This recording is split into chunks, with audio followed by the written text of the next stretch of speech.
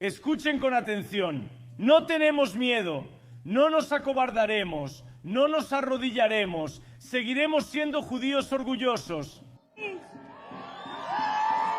Esto es para Rama, su esposa. Sé que está en Siria y pregúntales a tus padres en Damasco.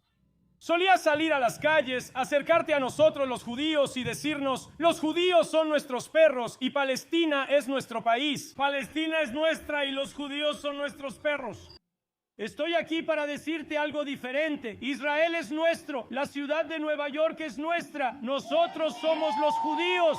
Nosotros somos los judíos. Nosotros somos los judíos. Los judíos son los diamantes de la corona que llevas sobre la cabeza. Esta semana nuestro invitado estuvo afuera de Gracie Mansion en Nueva York y dio un discurso apasionado advirtiendo sobre el aumento del antisemitismo, la ideología radical y lo que él cree que muchos judíos están comenzando a sentir de nuevo en Estados Unidos. Después del 7 de octubre se convirtió en una de las voces más firmes a favor de Israel en Internet. Es un refugiado judío de Siria, abogado. Y hace unos meses presentó una demanda contra Al Jazeera después de acusar a la cadena de retratarlo falsamente como alguien pagado por Israel durante una visita cerca de Gaza. Ahora, mientras las protestas contra Israel se extienden por las calles de Nueva York, él dice que los judíos ya no pueden darse el lujo de quedarse callados. Abraham Hamra, bienvenido a nuestro programa. Daniel, gracias por invitarme, lo aprecio y estoy emocionado de comenzar. Esta semana, como mencioné, estuviste afuera de Gracie Mansion en Nueva York y diste un discurso apasionado advirtiendo sobre el aumento del antisemitismo y la ideología radical, enviando un mensaje directo a Zohran Mamdani. ¿Por qué sentiste que era importante ir físicamente ahí y hablar en público? Sí, absolutamente. Solo quiero dejar algo claro antes de empezar. Mucha gente tiene la idea equivocada de que lo hice porque soy judío o que fui y hablé porque las amenazas que Zohran está haciendo en Estados Unidos son contra los judíos. Pero eso no es cierto. Salí como neoyorquino, salí como estadounidense y como judío. Las políticas de Zohran Mamdani no solo van a afectar a los judíos. Sus políticas económicas radicales van a destruir la columna vertebral económica de Nueva York. Sus políticas laxas para proteger a las minorías, que en este caso son los judíos, ¿verdad? Somos una minoría aquí, y eso llevará al desplazamiento de otras minorías vulnerables después de que termine con los judíos. Así que realmente esto no tiene nada que ver con los judíos. Piénsalo. Y siempre le digo a la gente, por ejemplo, miren a los judíos sirios, miren a los judíos iraníes, por ejemplo, ¿verdad? Fuimos sometidos al mismo tipo de subyugación, al mismo tipo de opresión, al mismo tipo de liderazgos islamistas y comunistas que ellos tienen. Claro, ¿nos afectó a nosotros la comunidad judía? Absolutamente. 1 millón de nosotros fuimos expulsados mediante limpieza étnica de los países árabes y de Irán. Pero míranos ahora. Estamos en Israel, innovando tecnologías, medicinas, construyendo negocios, construyendo nuestro país. Estamos en Estados Unidos, estamos en el Reino Unido, hemos seguido adelante, hemos construido vidas, siempre lo hacemos. Este es un patrón repetido de nuestra historia. Vamos a estar bien. Con Zohran, sin Zohran, el tonto, tenemos a Hashem, tenemos Bre al-Alam, vamos a estar completamente bien. Así que si la gente dice, estás saliendo porque tienes miedo como judío, están equivocados. Me iré. Claro, si las cosas se ponen tan mal y tenemos que ser desplazados, seremos desplazados. Dios no lo quiera, suponiendo que suceda. Sabemos que va a pasar. Eso pasó hace 3000 años. Vamos a seguir sobreviviendo. Vamos a seguir estando bien. Pero ¿quién no va a estar bien? ¿Quién está sufriendo en Siria hoy? ¿Quién está sufriendo en estos países de Medio Oriente hoy después del desplazamiento de la comunidad judía? Es la minoría cristiana. Son las minorías alawitas. Es la minoría drusa, los kurdos. Cualquier minoría que existía está siendo masacrada hoy a manos de ellos. Ahora están siendo desplazados. Así que este individuo es una recreación de esas amenazas, de esas ideologías que llevaron a la destrucción de Medio Oriente, que sin duda llevaron al desplazamiento de los judíos. Y si no enfrentamos esto realmente y lo detenemos y traemos nuestra experiencia vivida, iluminamos y amplificamos los peligros que esta persona trae. Somos Nueva York, Estados Unidos va a entrar en una época muy oscura y los judíos se verán afectados. Pero creo que la mayoría de los estadounidenses y la mayoría de los neoyorquinos se verán mucho más afectados. De nuevo, somos una minoría minúscula. Vienen por nosotros primero porque necesitan esa distracción. Necesitan decir, mira a ese judío, mientras hacen lo que tienen que hacer, mientras se instalan en oficinas y se preparan para tomar el control de las instituciones y deformar la mente de tus hijos. Están señalando la distracción a menos del 1% de tu población y diciendo, aquí está el problema, este es todo tu problema. Si estas personas quieren pensar que nosotros somos el problema, está bien, pero van a tener un duro despertar. Y sentí que era muy importante ir afuera de Gracie Mansion, afuera de donde él vivía, no para exigirle nada ni para llorar y quejarnos ante oídos sordos de un individuo que no hará nada por nosotros. Pero fui ahí específicamente para mostrarle que no tenemos miedo, para mostrarle que no somos víctimas.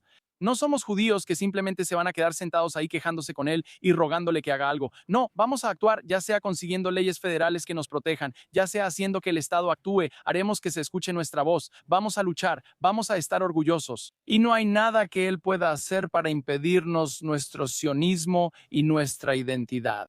Así que realmente mi mensaje ese día fue simplemente mostrar lo poderosos que somos y lo impotente que él realmente es. ¿Te preocupa que él haya sido elegido en primer lugar y que tenga tanto apoyo entre los judíos? ¿Qué otras preocupaciones tienes sobre él? Sí, claro, estoy muy preocupado por la trayectoria que está tomando este país, que están tomando los neoyorquinos al elegir a este individuo.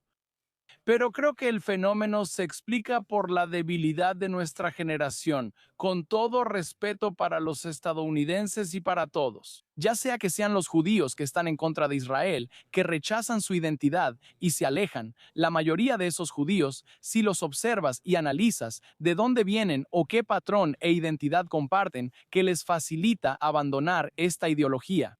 Son judíos que nunca se han vinculado de verdad con su judaísmo. Son judíos que dicen, sí, soy judío, bagels y salmón ahumado, y eso es todo lo que sé sobre el judaísmo. Que nunca han tenido una comunidad unida de judíos a la que pertenecieran, que nunca tuvieron familia y amigos que dependieran de ellos. En una comunidad judía que no tenía una red, que creció simplemente sin una verdadera identidad. Y entonces, cuando sus amigos del lado progresista, que eran sus amigos, estas son las personas que votaron por Soran, de repente odian a Israel. Estos judíos ya han dejado atrás el Shabbat, ya han dejado atrás el Kashrut. ¿Qué más da una cosa más? Vamos a dejar atrás a Israel para buscar la aceptación de quienes nos odian y piensan que va a funcionar. No funciona. Es una muestra de debilidad. Y lo mismo aplica para los estudiantes universitarios y los tontos recién llegados, con todo respeto y disculpa mi lenguaje, que vinieron a Nueva York y eligieron a este islamonazi para el cargo. Tienen miedo. La mayoría de ellos, marchando en las calles con ellos, tienen miedo. Porque el lado pro-palestino, pro-Hamás, pro-terrorista ha salido con tanta fuerza sin ceder en sus posturas, que cuando haces eso con una generación débil y sin carácter, ellos van a seguir. Ese es exactamente el fenómeno que llevó a la elección de Mamdani. Realmente no creo que ningún neoyorquino con sentido común pueda creer que esta persona vaya a beneficiar a Nueva York. Autobuses gratis, no lo está cumpliendo. Supermercado gratis, va a pagar $40 millones para abrir un supermercado. Hazme el favor, esto es un disparate, no está cumpliendo sus promesas. Va a destruir la economía inmobiliaria. Y la mayoría de las personas que tienen miedo de hablar en su contra, la mayoría de las personas que se unen al lado pro Hamás, están sedadas por el miedo y la vergüenza, algo que se introdujo en este mundo. Desafortunadamente, tuvimos mucho que ver en introducirlo con Day y el movimiento Black Lives Matter. Ahí fue cuando la vergüenza se introdujo en nuestra sociedad y empezó a actuar como un sedante para callar a la gente. Ahora, solo quiero jugar al abogado del diablo. Algunas personas que están viendo dirán, bueno, él solo está criticando a Israel. Eso no lo hace antisemita. Nunca ha hablado específicamente sobre los judíos. ¿Qué les dirías a ellos? Él puede criticar a Israel, criticar todo lo que quiera, puede tener un doble estándar contra Israel si así lo desea. Mi problema con Zoran Mamdani es que no está protegiendo a los judíos que viven en Estados Unidos. Noticia de última hora para todos estos encantadores manifestantes y estos alborotadores. Los judíos que viven en Brooklyn, los judíos que viven en Los Ángeles, los judíos que viven en Seattle, probablemente son como tú, tratando de averiguar cómo van a pagar su próxima factura, enviar a sus hijos a la escuela y tal vez tener la suerte de ahorrar lo suficiente para tomarse unas vacaciones cortas. Esa es la realidad de la mayoría de los judíos. Mi problema con Zoran es que se mete con nosotros. Él cree que es, ya sabes, activismo venir a nuestros vecindarios, a vecindarios judíos, bloquear nuestros lugares de culto, nuestro acceso a las sinagogas, porque él afirma que ciertas actividades no coinciden con sus deseos ideológicos. Tenemos un derecho constitucional a la libertad de expresión y también a la libertad de culto. Así que mi problema con Zoran nunca ha sido que no le guste Israel. No tienes que te guste Israel. Personalmente no me importa si te gusta Israel, si él ama a Israel o si odia a Israel, si va a marchar en el desfile israelí, me da igual. Mi problema es cómo trata a los judíos y a otros neoyorquinos en esta ciudad. Mi problema son sus políticas laxas que permiten que estas ideologías extremistas se arraiguen en la Gran Manzana, en el corazón de Estados Unidos, en la ciudad de Nueva York. Mi problema con él son sus políticas económicas que destruirán y convertirán esta gran ciudad en un país del tercer mundo. Esos son todos mis problemas. Su odio hacia Israel y su pequeño, ya sabes, fetiche, él y Rama pueden regresar por la noche y hablar sobre cuánto odian a Israel, cuanto quieran. Él puede abrir su Corán y leer todos los días, Allah ilahal al-Yahud, Dios maldiga a los judíos, y personalmente no me importaría en lo más mínimo. Mi preocupación es muy directa, muy específica. Defiendan mis derechos civiles o actuaré, lucharé y abogaré en todos los niveles de gobierno para asegurarme de que se hagan cumplir. Cuando ves protestas anti-Israel en Nueva York hoy y lo que hemos visto desde el 7 de octubre, ¿hay alguna parte de ti que siente que ya has visto esta película antes por tu experiencia al crecer como judío en Siria? Sí, claro, absolutamente. Y esto es justamente lo que compone todo esto. Casi resulta gracioso, ¿no? Soy una persona de buen humor, así que trato de tomarme las cosas con ligereza, ¿sabes? Como la protesta, el disturbio que hubo en Brooklyn, por ejemplo. Fueron al barrio judío en Brooklyn. Mucha gente en ese barrio es, ya sabes, de la comunidad ortodoxa askenazí o de la comunidad siria. Vivimos juntos en esa zona de Midwood. Y entonces la gente los perseguía por esa calle. Si viste en internet, viste mucho miedo de parte de los judíos, como, Dios mío, esto es horrible lo que están haciendo. Y sí es horrible. El acoso dirigido nunca debería ser aceptable. Pero nuestra reacción no fue la de los judíos yéndose a un ático para esconderse. Nuestra reacción fue la de un niño de 13 años en un scooter, mirándolos a los ojos, diciéndoles que no hay nada que puedan hacerle. Esa es nuestra reacción. Ese es nuestro poder como judíos en la calle para enfrentar a estos individuos. Y entonces cuando veo eso, obviamente me da mucho ánimo. Pero aquí está el otro aspecto de esto. Si ves a muchos de estos manifestantes, son blancos, son demasiado privilegiados, la mayoría son elitistas, vienen de fuera de la ciudad. Están tratando desesperadamente de encontrar algún sentido de identidad porque no tienen ninguno, porque este país sacó a Dios de las escuelas. Este país decidió destruir cada valor identificativo que teníamos como estadounidenses, que podíamos mostrar con orgullo, eso que podía unirnos, y lo destruyeron. Y lo pisotearon con sus medios tradicionales para llevarnos a un punto donde estos niños están buscando sentido en la vida porque no tienen ninguno, no pueden sentirse orgullosos del 4 de julio. Desplazamos a los nativos americanos indígenas. No puedo estar orgulloso de esto. Fuimos dueños de esclavos. George Washington, Abraham Lincoln, todos los logros de Estados Unidos descartados. Algo de lo que avergonzarse. A estas personas quiero culparlas, pero en el fondo, cuando las veo, en cierto modo me siento mal por ellas. No tienen identidad, están buscando cualquier sentido. Durante los últimos 20 años les han dicho que el color blanco de su piel los hace malvados, que todo sobre Estados Unidos es malo. Así que ahora todo lo que los representa, ser estadounidense, ser una persona blanca, se ha vuelto algo malo y no hay nada de lo que puedan sentirse orgullosos. No tienen una identidad que estén dispuestos a mostrar. Y entonces lo que hicieron fue caer en este odio. Y en su mente, ellos son las personas más amables. En su mente, están apoyando a la persona morena en contra del hombre blanco porque son ignorantes. Son ignorantes de la historia, ignorantes de la realidad. El sistema educativo les falló. En sus mentes, estos manifestantes izquierdistas, superelitistas y privilegiados blancos creen que están defendiendo la justicia social, están defendiendo a la minoría. Desafortunadamente para ellos, lo que no se dan cuenta es que las verdaderas minorías eran los judíos que vivían bajo el control de estas mayorías extremistas en Medio Oriente. Los árabes se convirtieron en la mayoría después de colonizar nuestras tierras, no solo tierras judías, sino también tierras de otras minorías. Ellos son la mayoría. Éramos la minoría viviendo bajo la mayoría. Éramos la minoría desplazada. Éramos la minoría oprimida y subyugada por esta mayoría. Así que si me vas a decir que la resistencia está justificada, lo que sea, cuando la gente está bajo ocupación, entonces te lo voy a voltear y te voy a decir, ¿sabes qué? En realidad deberíamos haber hecho cosas mucho peores en la Nakba, ¿verdad? Pero estas personas carecen de cualquier contexto real sobre lo que están diciendo. Y en cambio, están recreando el trauma que desplazó a los judíos de los países árabes en el país al que vinieron a buscar refugio. Un pequeño y perfecto ejemplo de esto. Mi buen amigo él se iba a casar y su esposa tuvo una despedida, una de esas cosas, ya sabes, una fiesta, un evento. Y era una fiesta, era un restaurante de vidrio en Brooklyn. Ahora, ambos lados de la familia son refugiados sirios, judíos. Todos en esa fiesta estaban hablando árabe. La música que sonaba era árabe.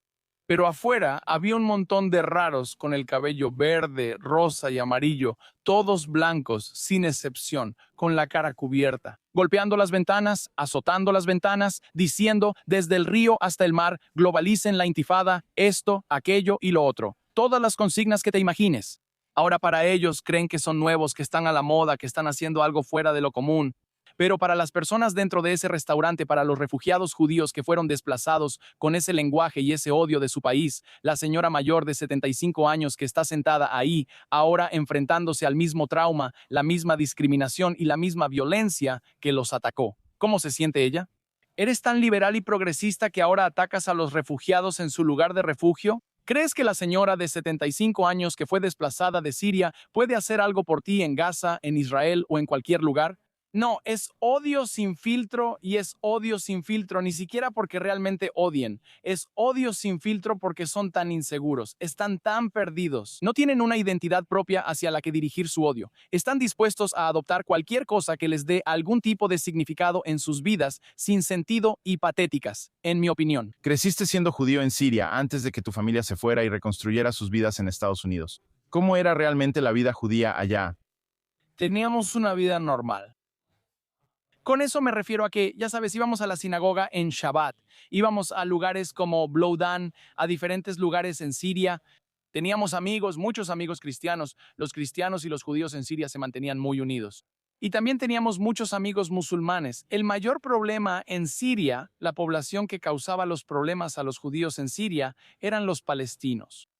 Desde que llegaron en 1948, después de Khalid al-Assem, quien era el primer ministro de Siria en ese momento, y si alguien que está viendo quiere verificar mi dato, puede buscar sus memorias impresas en Beirut, página 386 a 387. Khalid al-Assem, primer ministro, afirma que fue cuestión de semanas antes de que pidieran a los árabes en Palestina que se fueran y antes de que recurrieran a la ONU para resolver el problema de los refugiados. Cuando Khalid al-Assem les pidió que se fueran y llegaron a Siria en esta estancia temporal, hubo un desplazamiento de judíos en sentido contrario. Había 38,000 judíos en Siria, solo quedaron 5,000 después de 1948, así que 30,000 judíos fueron desplazados. Estos nuevos palestinos estaban llegando a Siria. ¿Adivina de quiénes robaron las casas?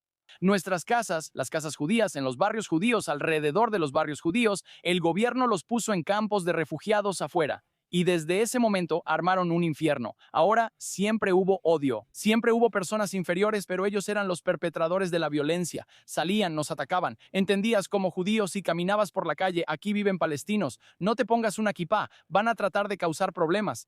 Fui atacado por una madre palestina y su hijo cuando tenía 4 años en Siria. Esto era algo común. Ahora, la mayoría de la gente no era así. Y por eso, de hecho, salí a protestar contra Zoran Mamdani.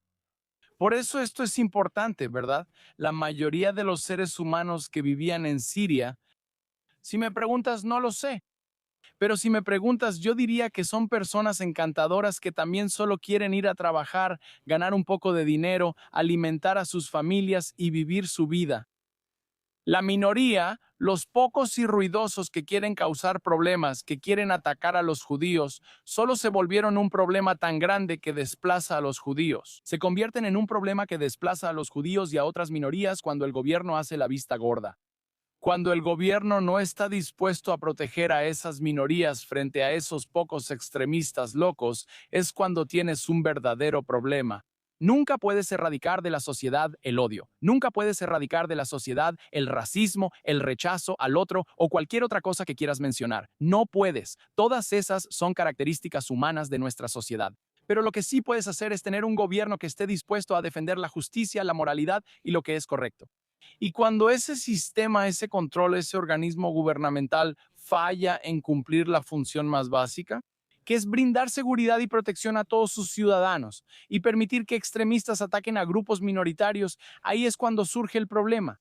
Ahí es cuando lo que viene es el desplazamiento. ¿Qué es lo que la gente en Occidente no entiende fundamentalmente sobre lo que les pasó a los judíos en todo el mundo árabe, no solo en Siria? Quiero decir, todos los países árabes estaban llenos de judíos y simplemente fueron vaciados.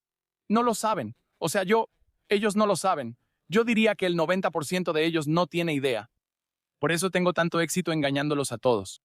Literalmente, he estado en una protesta tras otra con los pro-palestinos y he liderado sus cánticos en árabe. Te lo prometo, tengo los videos. Es muy gracioso. Yo estaba coreando a favor de Israel y ellos me aplaudían y me abrazaban. Son unos idiotas. Están perdidos. No saben de lo que hablan. Esa es mi respuesta. Sé que es corto, es tonto, pero esa es realmente mi respuesta.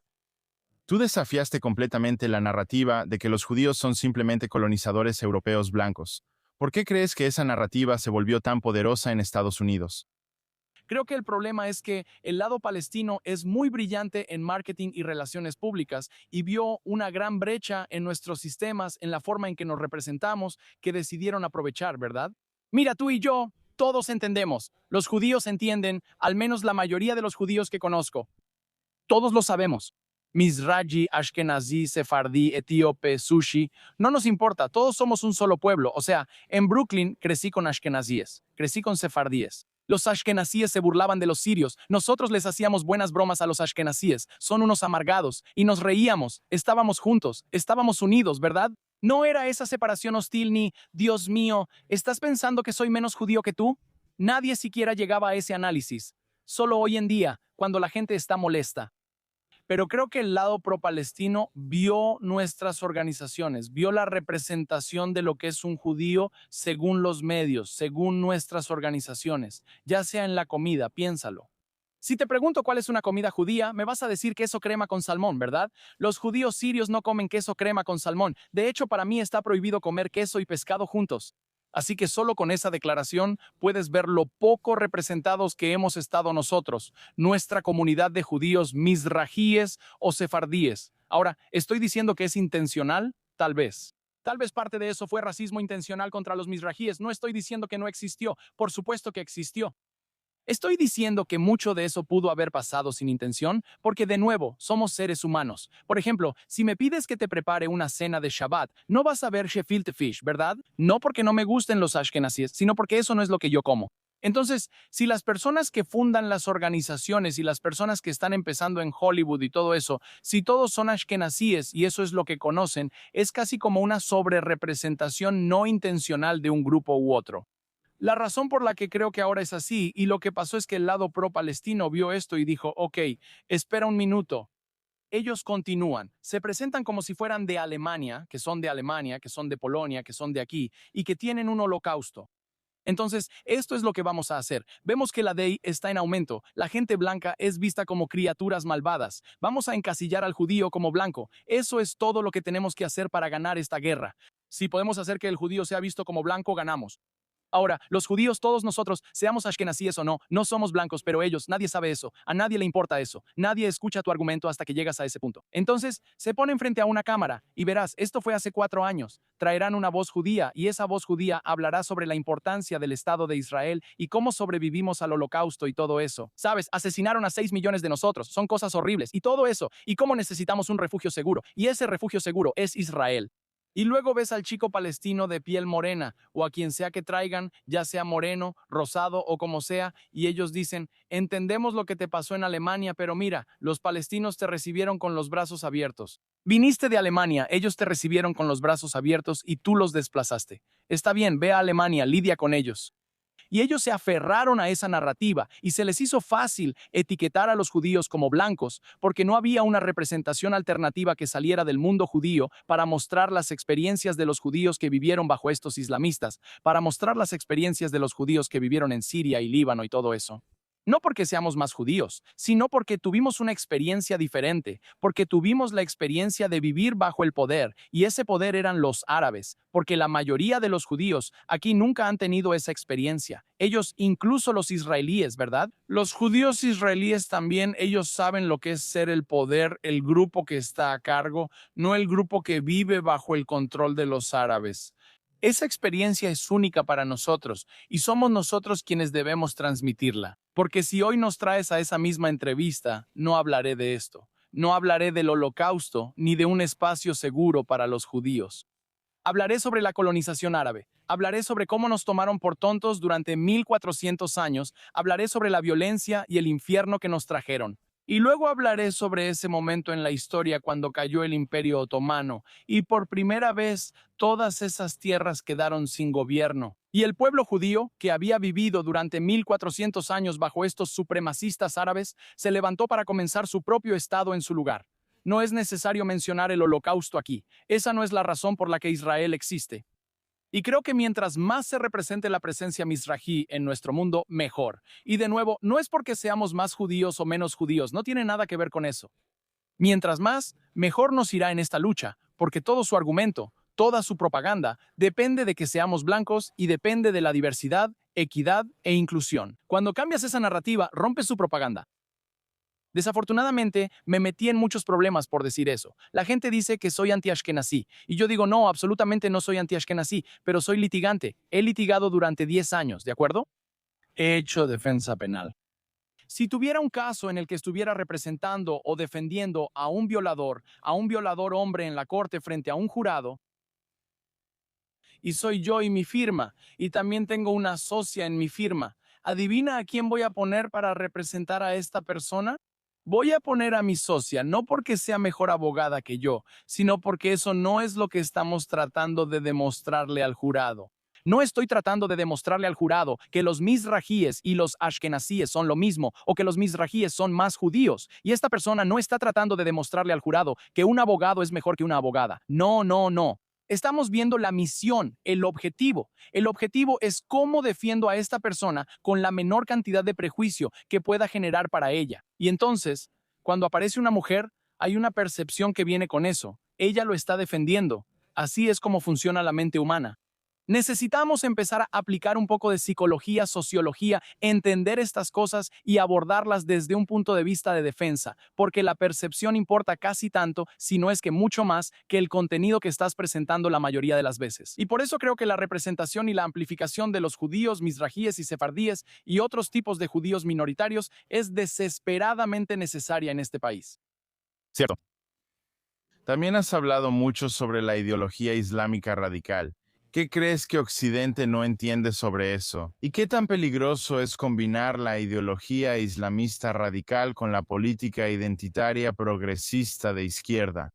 Quiero preguntarte eso, siendo tú de Irán. Quiero decir, tú sabes eso mejor que nadie. Lo has vivido de primera mano con Khomeini y la Alianza Rojo-Verde fue la forma en que la República Islámica tomó el poder. Quiero decir, incluso Assad era socialista en Siria. Creo que la agenda islamista es seguir adelante con la Umma y la Dawa, lo que tienen que hacer, que es convertir a la gente al Islam, hacer que la gente regrese al Islam. Y no se ve como voy a empeorarlo. No, no, ellos piensan que están salvando, ¿verdad? Estamos salvando al mundo. Vamos a hacer que todos sean musulmanes. Vamos a llevar el Islam a cada hogar. Ese es el sueño del islamismo. Y es una política agresiva. Es algo que Occidente no entiende en absoluto. Occidente los ve y dice: estas pobres personas necesitamos darles refugio, necesitamos traerlos, necesitamos ayudarlos, necesitamos hacer esto, necesitamos verlos como minorías, como marginados, como desposeídos. Y piensan que, ya sabes, es como si dijeran, estamos ayudando, estamos tratando de ayudar a este islamista que vino para rehacer su vida, como si quisiera el sueño americano, como si proyectaras lo mismo que esta persona proyecta. Tú y yo, y esto es algo que la gente en Gaza siempre entiende mal. Me dicen, ¿de qué estás hablando? Esta madre perdió a 3 hijos. ¿Me estás diciendo que ella habría hecho eso intencionalmente? Sí, porque lo que quieres y lo que deseas está basado en el lavado de cerebro que te han hecho, a mí también, para querer y desear ciertas cosas. En Estados Unidos es el éxito, es una carrera, es una familia. Si viviste toda tu vida y te dijeron que morir por Alá es lo mejor que puedes hacer, entonces vas a proyectar eso, vas a querer eso, vas a manifestar eso porque esa es tu verdadera creencia. Y Occidente simplemente no quiere creerlo. Occidente piensa que Occidente, especialmente la mentalidad liberal occidental, quiere proyectar sus propias virtudes en estas personas. No, solo están viniendo. ¿De dónde vienen? ¿De dónde vienen? ¿Por qué todos están huyendo de los países árabes? Israel está en todos estos países. Israel llegó a Siria, a Líbano, a Jordania.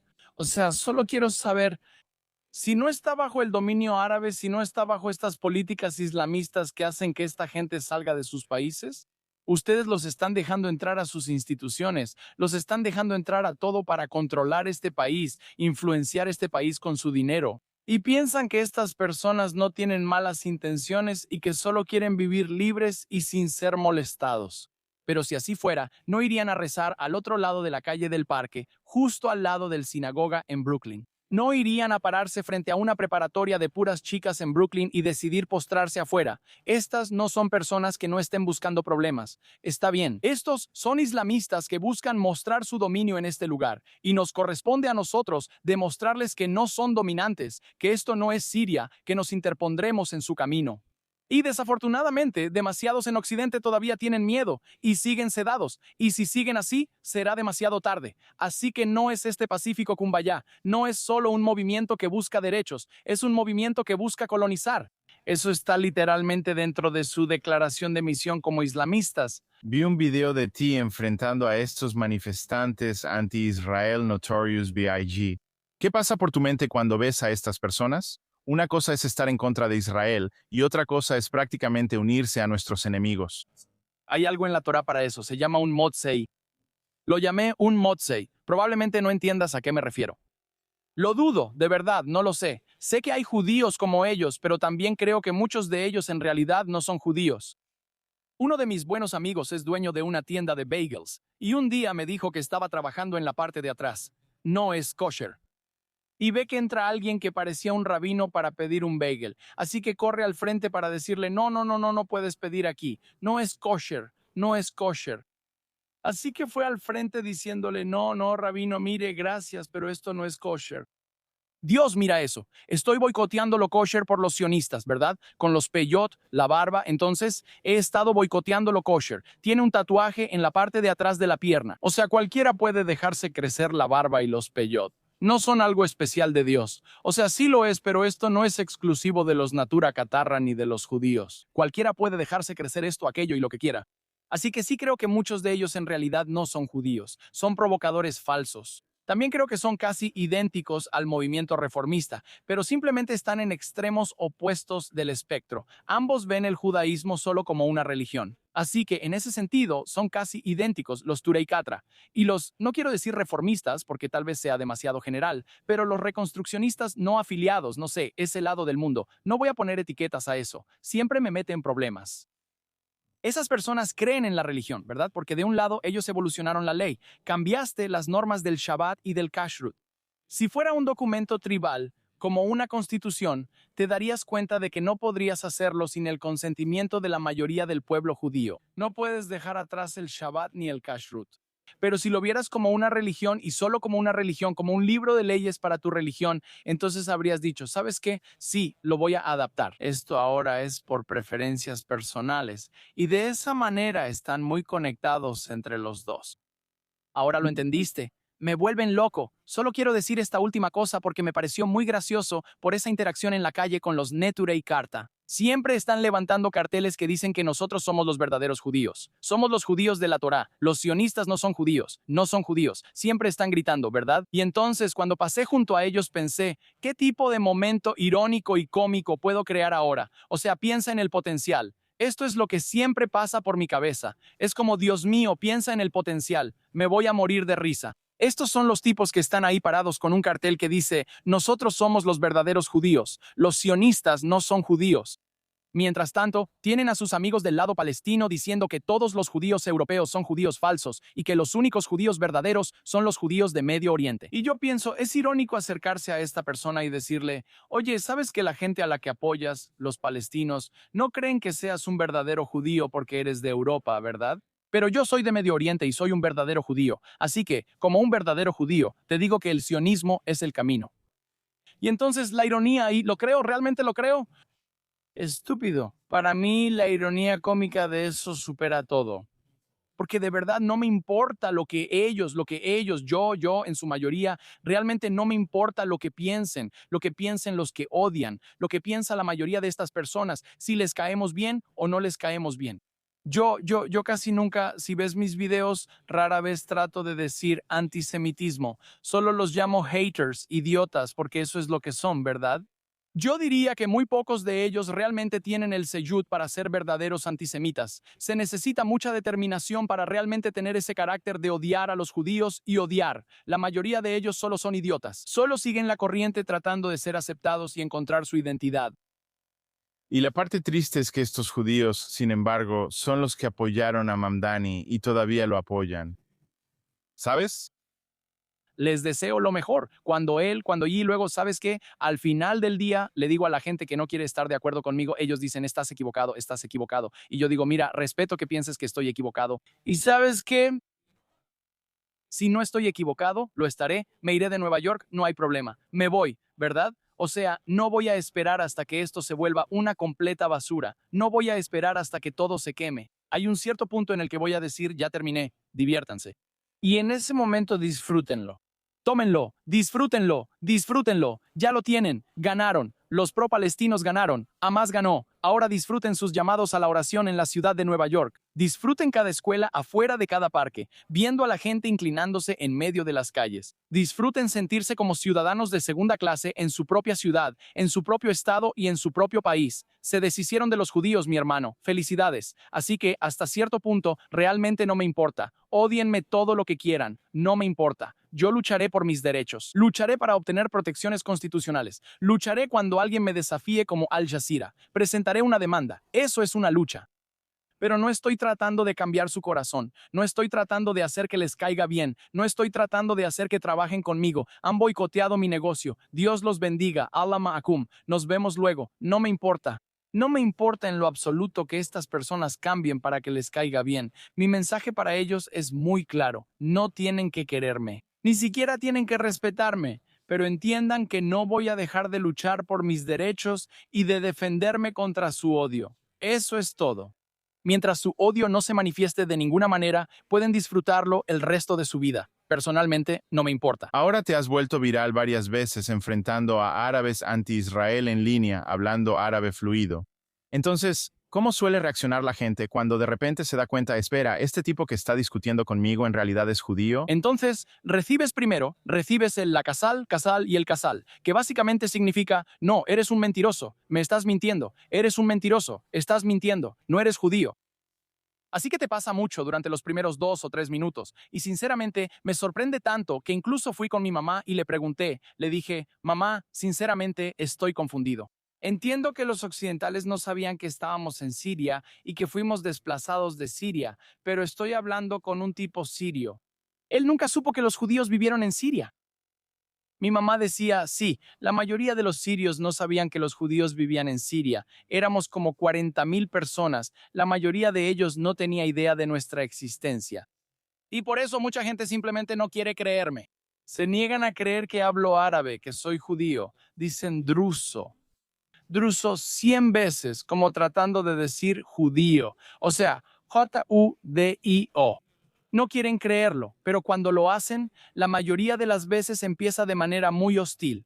Empiezan insultando, y yo les respondo con insultos. Ellos suben la voz, yo la subo más. Ellos bajan, yo bajo más. Lo opuesto a lo que dijo, ¿cómo se llama? Hillary Clinton.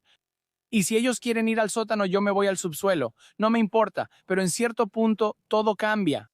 En cierto punto, se dan cuenta de que sus ladridos, sus gritos, sus maldiciones no me han movido, no me han cambiado, no me han sacudido, no me han asustado. Y sigo igual de decidido en mi postura que siempre. Y mi postura no deja ninguna flexibilidad, cero flexibilidad para ellos en la discusión. No apoyo 2 estados. Soy partidario de un solo estado, totalmente. Una vez que ocurre ese cambio, obtengo su respeto.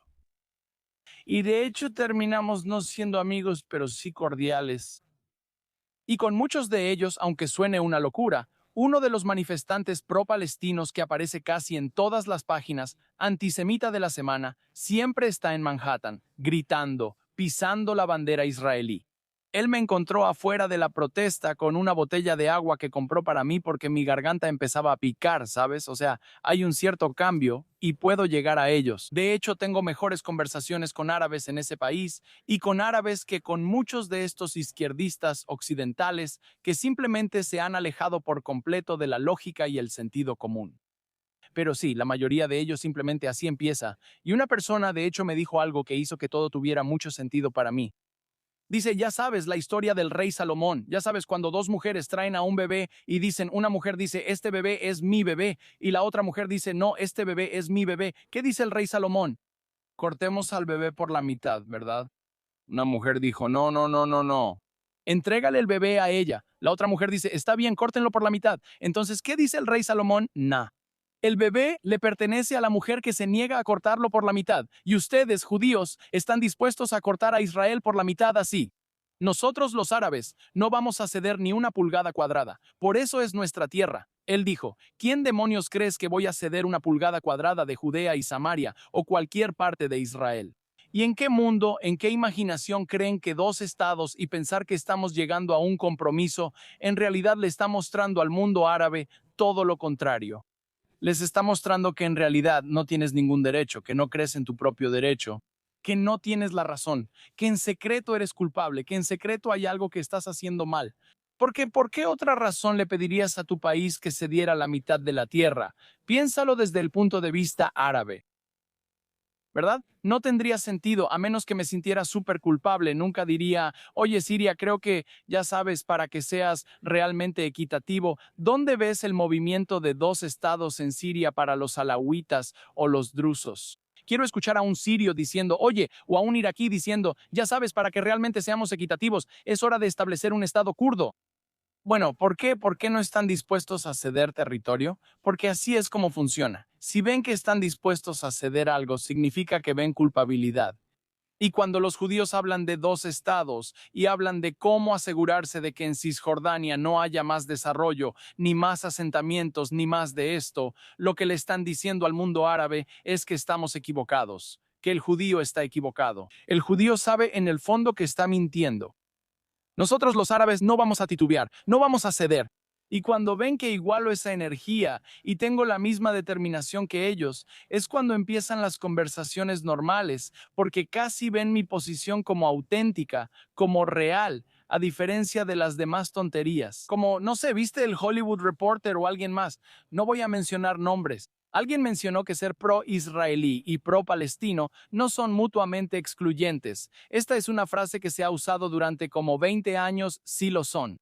Sí lo son, y los árabes te dicen que sí lo son. Incluso los palestinos en ese comentario que hice decían gracias por hacer este video. Y fue un activista judío liberal, ya sabes que es genial quien hizo esa declaración. Pero estás mintiendo. No solo te mientes a ti mismo, le estás mintiendo al mundo. ¿Tienes una gran plataforma? Y si yo fuera un árabe que viera a este judío mentir así, me enfurecería. Así como no nos gusta cuando intentan decirnos qué representan los judíos, qué es el judaísmo y qué es el sionismo, no les digamos qué significa ser palestino o ser pro-palestino. Así que cuando alguien hace la tonta declaración de que ser pro-Israel y pro-Palestina no son mutuamente excluyentes, lo que están haciendo es devaluar las voces árabes. Están faltándole el respeto a cada árabe que se identifica como palestino y diciendo, tú no importas. Tu idea de autodeterminación no me importa. Dirán, yo creo en la autodeterminación palestina. Bien, perfecto. Bueno, los palestinos han declarado, la mayoría de ellos, desde el río hasta el mar. La mayoría de los palestinos han declarado una y otra vez que no quieren ningún Estado de Israel. Los tres no. Así que si realmente apoyas su autodeterminación, adiós Israel. No puedes apoyar ambas cosas. No puedes estar a favor de la autodeterminación de un pueblo que ha decidido destruirte y también estar a tu favor. No tiene sentido. No cuadra, ¿verdad? Y entonces, no se ve auténtico, se ve barato, se ve falso. Y el mundo árabe simplemente se molesta porque ven lo que estás haciendo. Estás cambiando su definición y diciendo, te apoyo. Tú no me apoyas. Ellos saben que yo no estoy a su favor. Yo estoy a favor de Israel. Estoy a favor de los judíos, ¿verdad? No estoy a favor de Israel. No, no quiero que los árabes mueran. No quiero que los árabes desaparezcan. Puedo coexistir con los árabes. Puedo coexistir con los musulmanes. Voy a ser amigo de todos ellos. Pero no estoy a favor de un Estado palestino. No estoy a favor de la reducción de restricciones, ya sabes, en medidas de seguridad para Israel. No estoy a favor de entregar Cisjordania. Estoy a favor de los asentamientos en Yehuda y Shomron hasta el tope. Sabes, esto es lo que necesitamos mostrar. Si quieres el respeto del mundo árabe, tienes que demostrarles que no estás dispuesto a ceder, no estás dispuesto a comprometerte, vas a seguir adelante. O se van a unir, o van a odiar su vida. Se van a estar maldiciendo a sí mismos, y vas a tener unos años incómodos, pero después vas a poner a la gente en orden. Vas a llegar a un punto donde realmente puedas vivir en paz y coexistir. Sí. Ahora, presentaste una demanda contra Al Jazeera después de que te acusaron básicamente de hacer propaganda israelí pagada. Explícale a la gente exactamente qué pasó y por qué fue importante para ti no solo responder en línea, sino realmente demandarlos y actuar. Entonces yo estaba en el viaje de Bat Mitzvah de mi hija. ¿Sabes? Le prometí que iríamos a Israel para su Bat Mitzvah. ¿Sabes? Obviamente no hay tefilín, no hay lectura de la Torá, pero sí, está bien. Ella ama a Israel. Así que le dije, vamos a ir a Israel, vamos a ir a Italia, vamos a tener un verano bonito para tu Bat Mitzvah. Así que estamos en Israel, estamos disfrutando. Y luego un amigo mío me llama y me dice, oye, ¿quieres entrar a Gaza mañana por casualidad o...? En realidad estábamos pasando el rato, este amigo y yo, y le dije, oye, me encantaría entrar a Gaza. Él dice, ¿quieres entrar a Gaza mañana? ¿Yo qué? Él dice, sí, sabes, tal vez puedo intentar ver si alguien te deja entrar a Gaza mañana. Yo le digo, claro, avísame. Por favor, sí, está bien. Yo digo, sí, nos vemos luego. Él me llama y me dice, oye, hay un grupo que va a entrar a Gaza. Si puedes llegar con ellos, si puedes tomar un taxi para llegar con ellos, puedes unirte sin problema, puedes entrar a Gaza y ver lo que está pasando. Es hermoso. Yo pagué mi propio taxi, incluso pagué mi propia agua en una gasolinera camino a Gaza. Entramos a Gaza. Empezamos a ir allá, al lado gazatí de la frontera, no al lado israelí de la frontera, para mostrar toda la comida que estaba ahí, todos los pallets de comida. Entonces hice 2 videos y ambos en árabe, y ambos tuvieron mucho éxito en países árabes. Uno fue conmigo y Marwan. Estamos hablando de toda la comida y mostrándosela, y otro fue como un video tipo unboxing de la ayuda alimentaria en Gaza. Y Al Jazeera, de repente veo artículos sobre mí, Marwan, mi foto, boom. Israel les paga a propagandistas para, no sé, no recuerdo las palabras exactas, Israel les paga a estas personas para difundir propaganda y minimizar la hambruna que está ocurriendo en Gaza. Bueno, si Israel me hubiera pagado algo, estaría violando algo llamado FARA, que es la ley de registro de agentes extranjeros, ¿verdad? Si Israel me hubiera pagado, tendría que registrarme como agente extranjero. No estoy registrado como agente extranjero porque no me está pagando Israel. Israel nunca me pagó. Entonces, cuando hacen esa acusación de que fui pagado por Israel, básicamente están diciendo que estoy violando una ley federal. Como abogado, eso conlleva verdaderas implicaciones y daños reales a la reputación. Eso encaja en una categoría conocida como difamación per se, por acusar a alguien de cometer un delito. Así que, en realidad, ni siquiera necesito necesariamente probar daños a mi reputación para ganar, y también hay daños punitivos adjuntos a la demanda. Así que esa es la demanda en este momento. Ellos presentaron su moción para desestimar. Presentamos nuestra oposición y estamos esperando las órdenes del juez. Ahora, dijiste algo poderoso. Dijiste que los judíos en Estados Unidos tienen herramientas legales para defenderse que los judíos en los países árabes nunca tuvieron. ¿Qué quieres decir? Cuando mi mamá me vio sentado ahí en el patio, sangrando porque un niño palestino, por instrucción de su madre, me lanzó una piedra a la cabeza, ella fue con la Mukabarat, la policía especial que se suponía debía proteger a la comunidad judía, pero en vez de eso, nos espiaba. Cuando ella los trajo para que vieran lo que me había pasado, cuando los trajo para que vieran a los responsables ni siquiera negaron lo que hicieron. Miraron al oficial y dijeron, ¿y qué? Shetfit Yehudi, un pedazo de judío. Y no pasó nada. El oficial dijo, está bien, no lo vuelvan a hacer. Aunque sea judío, no deberían agredirlo. Seba, no se hizo justicia. En Estados Unidos no pueden hacer eso. Si me atacan en la calle, yo responderé, yo presentaré cargos.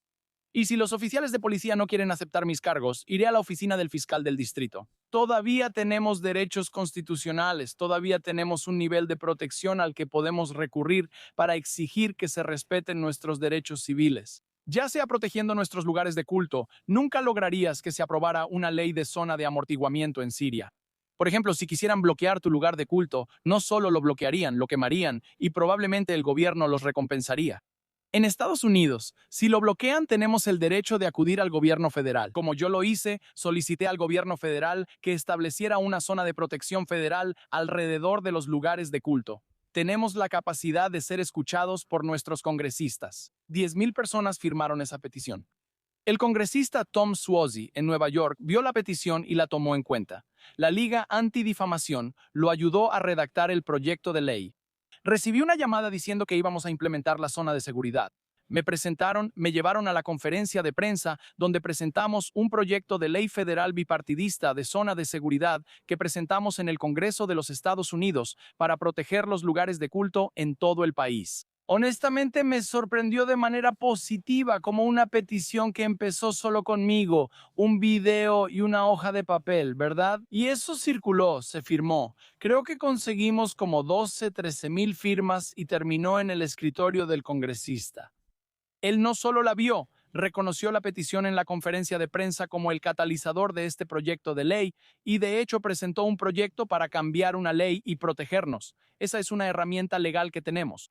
Y si no usamos esas peticiones, si no usamos los derechos de voto que tenemos, si no demandamos a los agresores, si no exigimos que la policía arreste a quienes nos están agrediendo, lo que estamos haciendo es, poco a poco, ceder nuestros derechos, ceder nuestro poder. Y antes de que nos demos cuenta, cuando reaccionemos ya será demasiado tarde. No va a haber suficientes sistemas a los que podamos recurrir para obtener ese poder y ayudarnos a nosotros mismos en ese momento. ¿Crees que los judíos cometieron un error al volverse demasiado sectarios en política en Estados Unidos? Sí. Has dicho antes que los republicanos no salvarán a los judíos y los demócratas no salvarán a los judíos. ¿Qué quieres decir con eso? Sí, absolutamente. Creo que hemos llegado a un punto donde estamos muy conformes y complacientes, y nos volvimos conformes y complacientes. Hubo una generación temprana de judíos que salió a luchar y eran luchadores, eran así, estaban empujando y rompiendo barreras, enfrentamos discriminación. Nosotros iniciamos Hollywood, pero eventualmente los judíos en Hollywood perdieron de vista que eran los desvalidos, que eran los que se levantaron. Que a pesar de la discriminación y a pesar del infierno al que se enfrentaron, ellos iniciaron una nueva industria que llegó a dominar el país. Ellos dirigieron estudios y casas productoras. Esos eran los judíos que luchaban, que construían, que eran resilientes.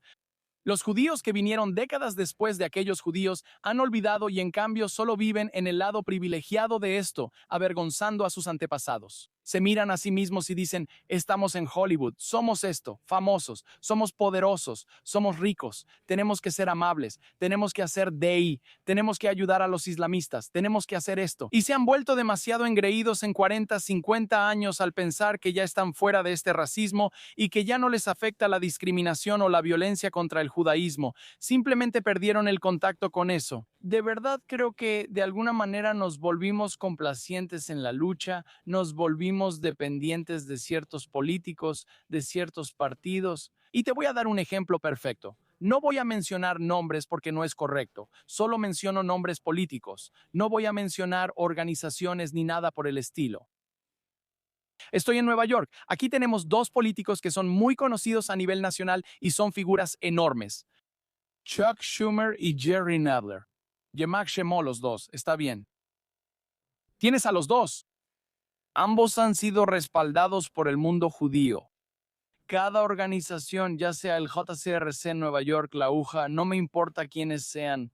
Cada organización ha invitado a Schumer a hablar y ha invitado a Nadler a hablar, y los han aplaudido a ellos y a todos. Basida, 2023 sucede. Nuestros campus están tomados. Hay un infierno. Hay una locura ocurriendo con los judíos. Los republicanos presentaron la ley de concientización sobre el antisemitismo en los campus. La ley de concientización sobre el antisemitismo en los campus iba a hacer cumplir la definición de antisemitismo del IRS en los departamentos de derechos civiles y en el departamento de educación. Así que cuando estén haciendo la investigación y tengan que ver si esto fue antisemita o no, pueden referirse a la definición del IRS y tomar la determinación basándose en esa decisión, basándose en esa definición. Nadler estaba en la minoría. Ese proyecto de ley fue aprobado por el Congreso con un abrumador apoyo bipartidista. Nadler votó en contra. Nadler votó en contra de un proyecto de ley que todas y cada una de las organizaciones que mencioné y más han estado exigiendo el reconocimiento del IRS, han estado exigiendo que se mantenga la definición del IRS.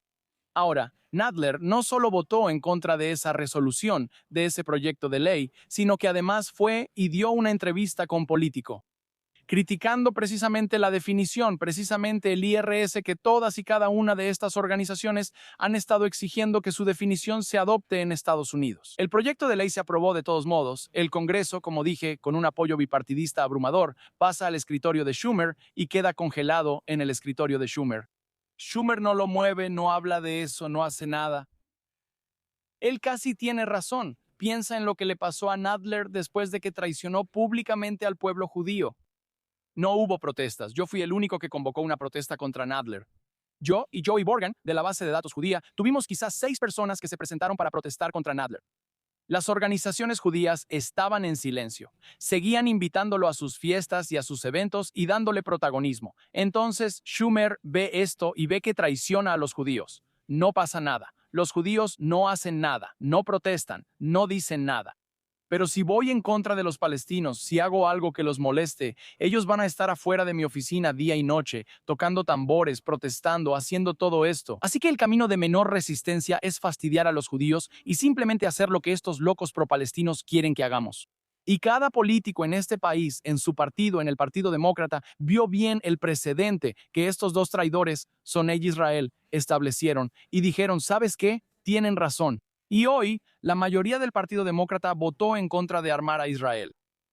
Porque Schumer, Nadler y las organizaciones que continuaron dándoles espacio y celebrándolos y aplaudiéndolos, incluso después de que nos traicionaron, sentaron el precedente de que los judíos son el blanco más fácil para pisotear. Que el único grupo que puedes descartar son los judíos. Solo no hagas enojar a los pro-palestinos. Eres abogado, padre, hombre de negocios. Podrías llevar una vida relativamente tranquila. ¿Por qué exponerte así públicamente? ¿Alguna vez te has preocupado de que esta lucha pueda dañar tu negocio, tu familia? He estado alzando la voz desde 2021, lo hice cuando vi el primer ataque. Y realmente no lo hice con la intención de, oye, voy a hacerme famoso o conseguir seguidores o lo que sea. Solo estaba frustrado, ¿sabes? Vi un ataque en la ciudad de Nueva York y tuve que alzar la voz. Algo dentro de mí simplemente reaccionó como un impulso. Estaba enojado, ¿sabes? Ese fue mi primer video. Y se volvió viral y yo pensé, bueno, voy a hacer un par de videos aquí, ir a una manifestación allá, involucrarme más. Y entendí lo que estaba haciendo porque entendí al enemigo y vi al enemigo que venía hacia nosotros y me lo tomé muy personal. Viniendo de Siria, al menos para mí, me lo tomé personal. Voy a ser honesto y pensé, bueno, esta es mi lucha. Esto es algo contra lo que tengo que luchar porque esos hijos de puta me fastidiaron en Siria, nos sacaron de Siria y no nos van a sacar de Nueva York, no nos van a pisotear aquí. Así que de alguna manera me metí de lleno en esto. Y luego simplemente siguió solo. Apenas sé cómo editar videos. Honestamente, apenas sé. A veces quiero hacer un video de reacción donde haya una pantalla dividida. La parte de arriba muestre el video y la de abajo. No sé cómo hacer eso, ¿sabes? Así que, la verdad, no tengo experiencia en estas cosas. Solo pongo mi teléfono y lo que salga de mi boca, sale de mi boca. Y la gente empezó a seguirme y a dar like. Y dije, está bien, estoy marcando una diferencia. Estoy logrando que la gente cambie. Estoy haciendo esto. Sigue adelante. ¿Me afectó personalmente en cuanto a seguridad? ¿Tengo miedo por mi seguridad? Sí, no. O sea, soy inteligente. No soy un tonto. Tengo cerebro y ya sabes, mi cerebro sí me manda señales de advertencia. Entonces, por ejemplo, una cosa que empecé a hacer desde que empecé a alzar la voz es que cada vez que estaciono, voy a mi oficina todos los días. Trabajo, tengo un negocio de tiempo completo, ¿verdad? Entonces, antes de cruzar la calle para entrar a mi oficina, miro a mi alrededor, escaneo el área con mucho cuidado para asegurarme de que nadie esté esperando. ¿Eso se me mete en la cabeza? Sí, especialmente después de que el director general de United Healthcare fue baleado. Como, no tienes idea de cuántas veces en mi cabeza voy caminando rápido hacia mi oficina. Pienso, alguien, mashallah, podría pensar, no es tan difícil encontrarme. Sabes, tengo mi oficina. Toda esa información es pública. Así que, desde ese punto de vista, sí. En mi vida diaria tengo miedo. No, realmente no, tal vez no lo pienso lo suficiente, pero no lo sé. Simplemente no me molesta realmente. Sí afectó mi negocio, no voy a mentir. Afectó mi negocio de manera muy severa al principio, desde el inicio. perdimos un montón de clientes o lo que sea, pero Hashem está a cargo del negocio, Hashem está a cargo de la Parnasa. Siempre creí en eso. El día que yo crea que los pro-palestinos pueden anular la decisión de Hashem sobre la Parnasa, ese día tal vez me una a sus protestas. Pero no, o sea, sí, ellos dañaron mi negocio, pero Hashem quiso que me afectara. ¿Sabes a lo que me refiero? O sea, en cierto sentido, claro, si no hubieran sido ellos y si no hubiera sido esto lo que me puso en una lista de boicot o lo que sea, lo que puso a mi empresa en una lista de boicot, podría haber pasado otra cosa. Al menos esto es algo de lo que puedo estar orgulloso. O sea, sí, tuve una pérdida aquí, pero lo estoy haciendo por algo en lo que creo. Así que gracias a Dios por todo. Gracias a Dios estoy más feliz que nunca. Estoy feliz de haber hecho esto. Estoy feliz por cada centavo que perdí haciendo esto. Estoy feliz con cada locura que pasó con esto porque esto es necesario. Y esto es por mis hijos, por los sacrificios que hicieron mis padres. Y no voy a permitir que mis hijos sean refugiados otra vez. Si realmente queremos decir nunca más, tenemos que luchar por ese nunca más. Y esa lucha cuesta tiempo, energía, dinero y sacrificio personal. Y esta es mi lucha y mi contribución a la lucha. Abraham Hambra, muchas gracias por tu tiempo. Esta ha sido una conversación increíble. Gracias por lo que haces por el pueblo judío. Lo aprecio. Israel, te deseo el mayor de los éxitos. Gracias. Futuro. Shem, nos vemos pronto en Los Ángeles. Eso espero. Estoy intentando ir para allá, así que vamos a ver. Alpha Omega Gold es nuestro patrocinador y ellos apoyan con orgullo a Israel.